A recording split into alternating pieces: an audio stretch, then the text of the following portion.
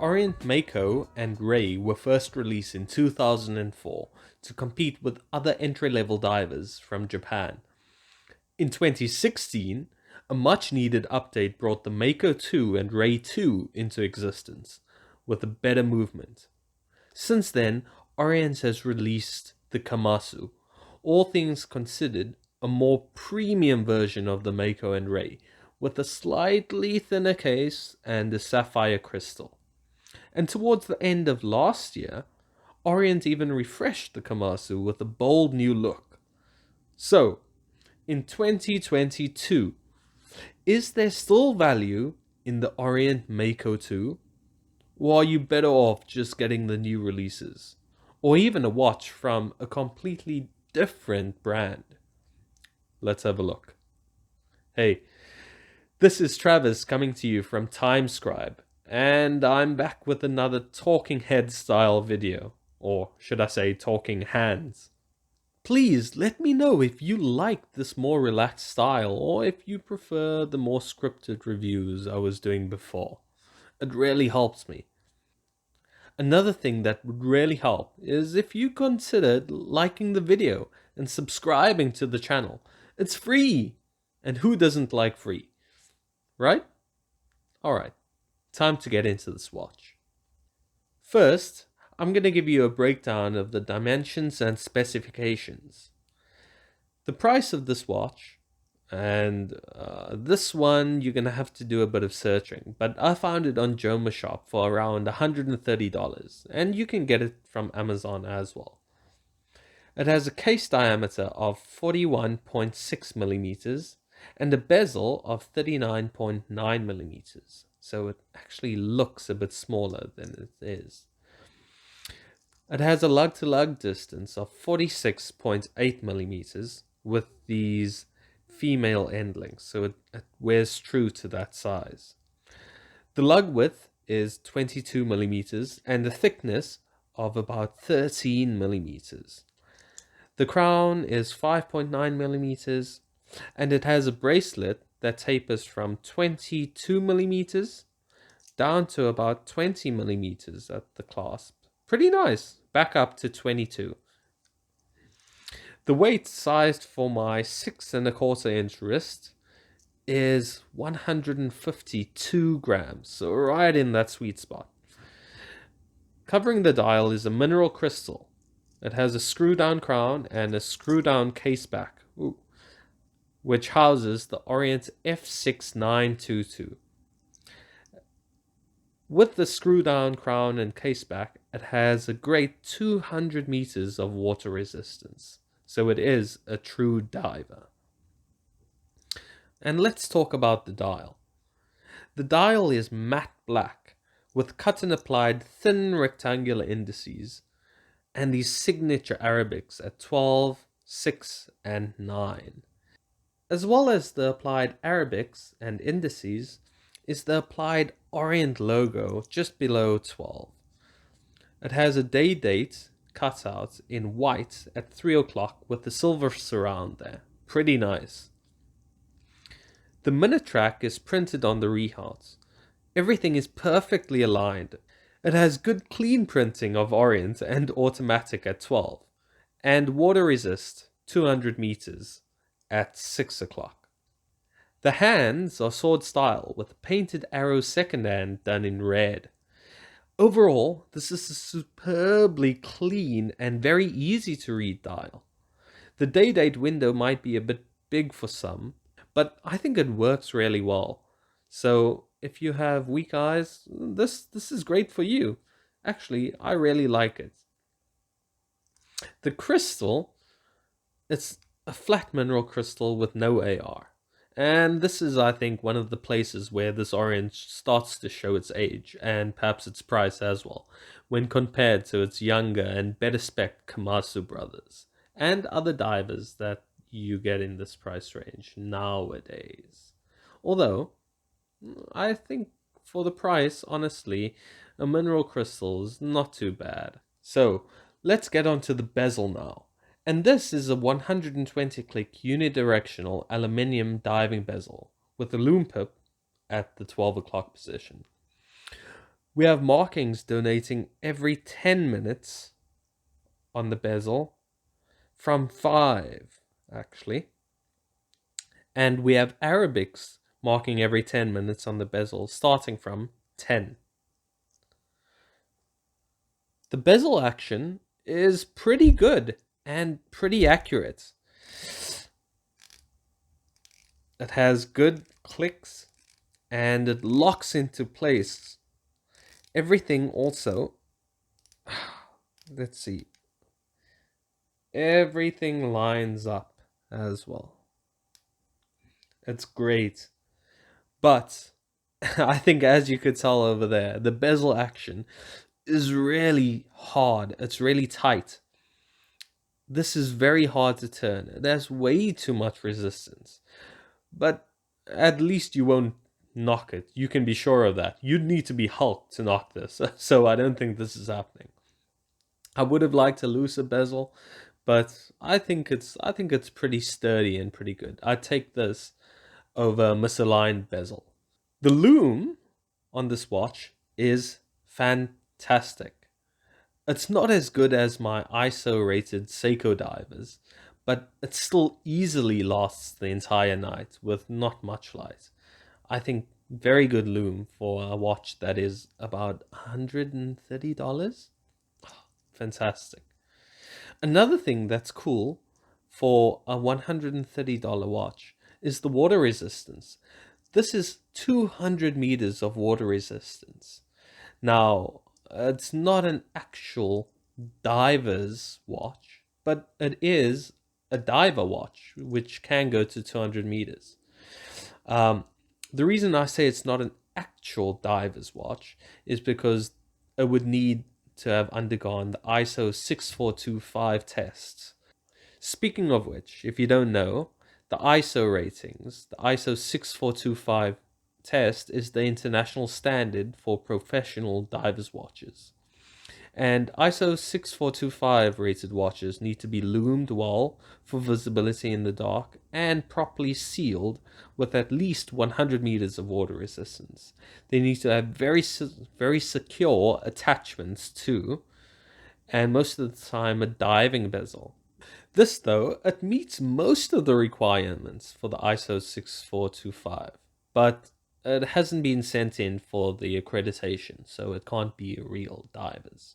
Anyway, fantastic watch, and I'm sure you'd be safe diving with it. The crown, it's a signed screw-down crown, and it's placed here at the 3 o'clock position, protected by these crown guards, very Submariner-esque, right? The operation is really difficult, though, because of these crown guards, and because this crown is so small and it doesn't have the proper grip. So you're really going to have a tough time unscrewing it. But once you do unscrew it, it's pretty easy to operate and screw back down again, and it does so first time. I think it's a decent crown, but I would have liked to seen it maybe a little bit bigger and perhaps not as protected by these crown guards. Inside this watch is the in-house automatic Orient F6922, which is a 22 joule hacking and hand winding movement with a quick set day change and a 41-hour power reserve. It beats at 21,600 vibrations per hour, which translates to about 4 ticks per second. Any of this sound familiar? Well, I hope it does. It's not an NH36 from Seiko, but it's just about the closest thing you can get to that. Its rated accuracy is minus 15 seconds to plus 25 seconds per day. And that's great. However, looking at this example, mine is running at about plus 17 seconds per day. It could do with regulation, or it might be slightly magnetized. I'm not too sure. Either way, it's still running with intolerances, and I think this is perfectly acceptable when you're looking at a watch at this price. Okay, let's get onto the case now. And I think we can have a look. This is a really nicely finished case. It's brushed on top of the lugs and the crown guards over here, while the sides are done in a high polish. There's nothing special, but the quality is really good. And the same for the caseback. It's just laser engraved with specifications and the Orient logo on the back. Nothing too special, but it does the job. And I think this is what you want from a watch at this price. Okay, and now onto the bracelet. The bracelet is a brushed 3-link oyster style bracelet. The sides of the links are polished though, even though the top surfaces are all brushed. The finishing is really good. It's solid with no sharp edges anywhere that I can feel. The end links, unfortunately, are not solid. They are hollow, and it's a rarity nowadays at almost any price. But they meet the case pretty seamlessly and fit very snugly in there. The clasp, well, nothing special with the clasp. It's signed but just pressed. It has 3 holes of micro adjust on the side. Even though it's cheap, it works well and it feels secure. Yeah, it doesn't feel like anything is going to happen over there. The bracelet is certainly where they cut corners on this watch, but it doesn't feel bad or out of place on the watch. And in fact, I really like this one. It's really comfortable. And to get a usable bracelet on a big brand Japanese watch at this price is amazing. But what about alternative straps on this? Well, I think it looks great. My favorite pairing is the black Tropic FKM rubber strap that I got from AliExpress. It's so comfortable. And this one on sweaty days in summer on the Tropic, I think it works so well and it looks really good on this watch. Finally, before we wrap this up, let me just give you a shot of this on the wrist. There it is on my 6.25 inch wrist. It looks good. It looks really good. That 39.9mm bezel really helping it to look a bit smaller on my wrists. It feels really nice and very comfortable as well, no sharp edges. And I think the watch case, the thinness really plays a big part in the wearing experience. And it's great on a 200-meter water resistance watch. I think it's really fantastic to have 13 millimeters as the thickness. Yeah, I think it just looks good. Really good, even for a small wrist with a compact lug to lug like this and the smaller size bezel. I think it's awesome. Let's start to wrap this review up and get on to the good, the bad, and the ugly.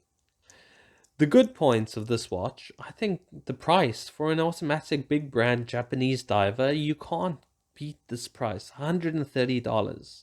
Really, there's nothing better. It's iconic with great looks. It's very versatile, at least in this colorway, and can be dressed up or down very easily. The Lume is fantastic. It has a great movement. It's thin, surprisingly, for a 200-meter dive watch, right? The bracelet is really nice, even though it has hollow end links and the press clasp. The build quality and finishing are superb. It feels really solid, and there's no QC issues on this watch that I can spot at least.